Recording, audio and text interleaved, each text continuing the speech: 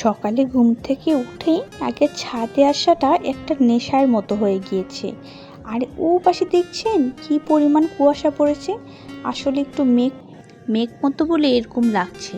আর আমার রান্নাঘরে যা না তা অবস্থা। দুটো ডিম সিদ্ধ করতে দিয়েছি আর এপাশে চা চড়িয়ে দিব।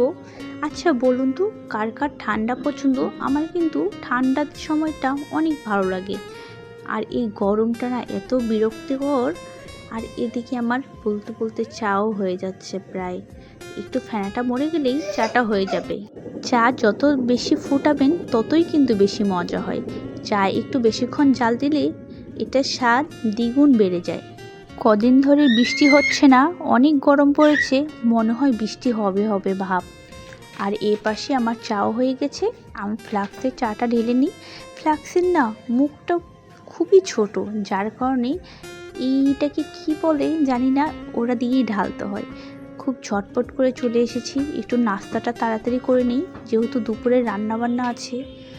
আর জানেন তো বাসায় একটা মানুষ অসুস্থ থাকলে না সহজে কাজ আর আগায় না।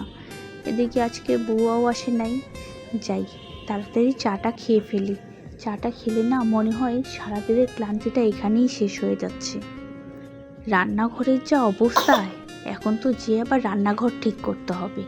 চলুন গিয়ে রান্নাঘরটা তাড়াতাড়ি ঠিক করে নিই।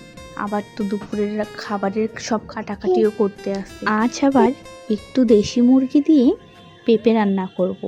এটা না শরীরের জন্য কিন্তু খুবই ভালো আর একটা হেলদি খাবার। একটু মশলা কম দিব। আর এই দিকে দেখুন আমার রান্নাঘরের কি অবস্থা।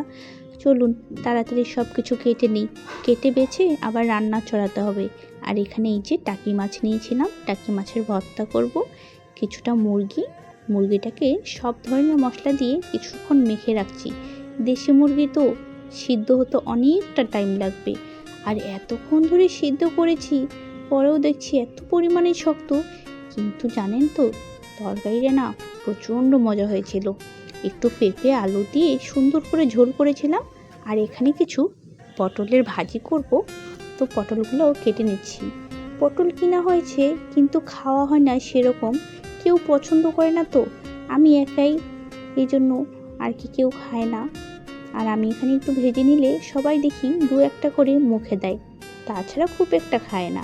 আর এদিকে তরকারিটা একটু ভালো করে কষিয়ে নিচ্ছি। নেওয়ার পরে প্রায় 1 হাঁড়ি পুরো পানি দিয়েছি, দিয়ে সিদ্ধ করতে দিয়েছি।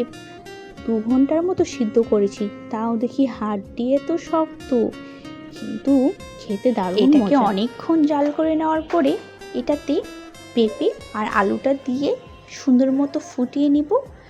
ফুটানোর পরে একটু কষিয়ে নিব, তাহলে প্রায় আমার এটা কমপ্লিট হয়ে যাবে।